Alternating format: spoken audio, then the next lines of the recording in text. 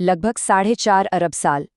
इतने लंबे वक्त से सूरज हमारे आसमान में हर रोज चमकता है, हमारे दिन की शुरुआत करता है।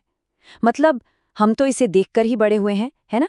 ऐसा लगता है मानो ये तो हमेशा से था और हमेशा रहेगा। लेकिन जरा सोचिए, क्या हो अगर ये जो हमारी सबसे बड़ी सर्टेनिटी है, यही कल फट जाए? ये एक ऐसा सवाल है जो साइंस और कल्पना दोनों की दुनिया को एक साथ ले आता है। सोचिए, जो चीज हमें जिंदगी देती है, वही अचानक एक भयानक तबाही बन जाए तो? अच्छा, इससे पहले कि हम आगे बढ़े, एक बात साफ कर देते हैं। विज्ञान के हिसाब से असल में हमारा सूरज फट नहीं सकता। मतलब ये कोई सुपरनोवा नहीं बन सकता। उसके लिए ना बहुत बहुत ज्यादा बड़ा होना पड़ता है, और हमारा सूरज उतना बड़ा है नहीं। तो हाँ, ये जो हम बात कर रहे हैं, ये पूरी तरह से एक व्हाट इफ सिनेरियो है, एक कल्पना। तो चलिए, इस कल्पना को थोड़ा और गहरा करते हैं। मान लेते हैं कि कल सुबह ठीक 9 बजे जो नामुमकिन है वो हो जाता है, सूरज फट जाता है। और अब इसके बाद जो कुछ भी होगा वो कोरी कल्पना नहीं, बल्कि फिजिक्स के असली नियमों पर आधारित होगा। तो सबसे पहले बात करते हैं पहले 8 मिनट की। और ये जो काउंटडाउन है ना, ये बड़ा ही अजीब है। इसमें कोई शोर नहीं, कोई धमाका नहीं, बस एक खामोशी है। एक ऐसी खामोशी जिसके पीछे ब्रह्मांड का सबसे बड़ा हादसा छिपा हुआ है। 8 मिनट, बस ये एक नंबर है जो इस पूरी कहानी का दिल है। ये वो वक्त है जो सब कुछ बदल देगा। लेकिन कमाल की बात यह है कि इन 8 मिनटों में पृथ्वी पर सब कुछ बिल्कुल नॉर्मल लगेगा, बिल्कुल वैसा ही जैसा हर रोज होता है। अब सवाल ये है कि ऐसा क्यों? जवाब है प्रकाश की गति, द स्पीड ऑफ लाइट। ये हमारे ब्रह्मांड की स्पीड लिमिट है। कोई भी चीज, यहाँ तक कि तबाही की खबर भी इससे तेज नहीं चल सकती। और क्योंकि सूरज हमसे करीब 15 करोड़ किलोमीटर दूर है, तो उसकी रोशनी को हम तक पहुंचने में ठीक 8 मिनट लगते हैं। तो सोच कर देखिए, पूरे 8 मिनट तक यहाँ पृथ्वी पर लोग अपने काम पर जा रहे होंगे, चिड़िया चहक रही होंगी, आसमान बिल्कुल नीला होगा, और किसी को भी ये एहसास नहीं होगा कि जिंदगी देने वाला वो तारा अब है ही नहीं, वो जा चुका है। ये जो शांति है ना, ये बहुत डरावनी है। तो देखिए, इसके बाद क्या होगा। इसका एक टाइमलाइन है। T0 मतलब जिस पल सूरज फटा, ठीक 8 मिनट बाद उसका प्रकाश पृथ्वी पर पहुंचेगा।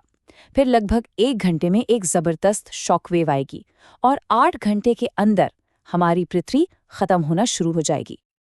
अब हम उस पल में पहुंचते हैं जब वो 8 मिनट की खामोशी टूटती है और हकीकत सामने आती है। अब शुरू होते हैं पृथ्वी के आखिरी घंटे, और ये एक ऐसी तबाही है जिसकी शायद हम कभी कल्पना भी नहीं कर सकते। और सबसे पहली चीज जो महसूस होगी, वो गर्मी या कोई धमाका नहीं होगा, वो होगी रोशनी। एक ऐसी रोशनी जो आसमान ने पहले कभी नहीं देखी होगी। एक पल में दिन का आसमान इतना इतना ज्यादा रोशन हो जाएगा कि सब कुछ सफेद पड़ जाएगा। इंसानियत ने इससे ज्यादा चमकदार कुछ नहीं देखा होगा। इस रोशनी के ठीक पीछे आएगी एक शॉकवेव, हाई एनर्जी पार्टिकल्स की लहर। ये हमारे एटमॉस्फेयर को चीरती हुई आएगी, और फिर एक एक करके हमारी सारी टेक्नोलॉजी फेल हो जाएगी। सबसे पहले कम्युनिकेशन सैटेलाइट्स, फिर जीपीएस, और फिर सारे पावर ग्रिड्स जल जाएंगे। हमारी जो ये मॉडर्न दुनिया है ना, वो मिनटों में खत्म हो जाएगी। और फिर आएगी गर्मी। कितनी? हजारों डिग्री। जमीन का तापमान इतना बढ़ जाएगा कि समुद्र उबलने लगेंगे, जंगल एक झटके में राख बन जाएंगे, और शहर शहर पिघलने लगेंगे।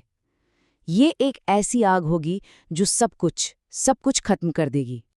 बस कुछ ही घंटों के अंदर पृथ्वी की जमीन, वो जमीन नहीं रहेगी। वो प्लाज्मा, आग और पिघलते हुए मलबे का एक तूफान बन जाएगी। हम जिंदगी को जैसा जानते हैं वो पूरी तरह से खत्म हो चुकी होगी। लेकिन ये तबाही सिर्फ पृथ्वी पर ही नहीं रुकेगी। सूरज के जाते ही हमारा पूरा का पूरा सौरमंडल बिखर जाएगा। सोचिए, जब लंगर ही चला जाए तो जहाज का क्या होगा? देखिए, सूरज सिर्फ रोशनी और गर्मी ही नहीं देता, वो हमारे सौरमंडल का ग्रेविटी एंकर है। मतलब उसका जो जबरदस्त मास है, वही सारे ग्रहों को, एस्ट्रॉइड्स को, कॉमेट्स को, सबको अपनी अपनी जगह पर एक स्टेबल ऑर्बिट में बांध कर रखता है। और जैसे ही ये एंकर हटेगा, एक अजीब सा कॉस्मिक डांस शुरू होगा। हर ग्रह आवारा हो जाएगा। पृथ्वी अपनी कक्षा से निकलकर अनंत ठंड में कहीं खो जाएगी।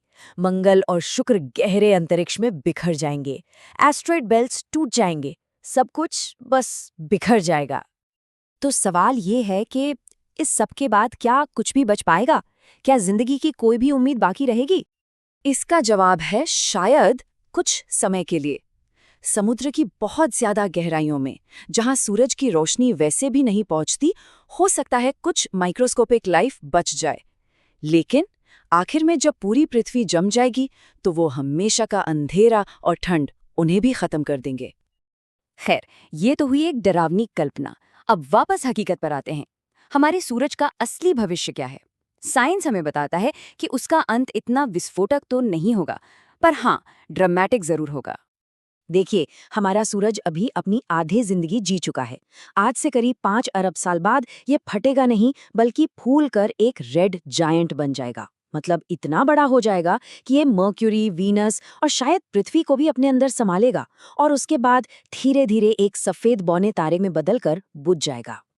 और यहीं पर ये बात बिल्कुल फिट बैठती है कि हमारा सूरज हमारा रक्षक भी है और हमारी उल्टी गिनती की घड़ी भी। मतलब वो हमें जिंदगी तो देता है, लेकिन साथ ही साथ हमारे ग्रह के आखिरी वक्त का काउंटडाउन भी वही तय कर रहा है। अगर हम वापस अपनी उस कल्पना पर जाएं, तो इसका सबसे गहरा मतलब ये है कि सूरज का फटना सिर्फ जीवन का अंत नहीं होगा, ये हर चीज का अंत होगा। इंसानियत का पूरा इतिहास, हमारी कला, हमारा विज्ञान, हमारी यादें, सब कुछ ऐसे मिट जाएगा मानो कभी था ही नहीं।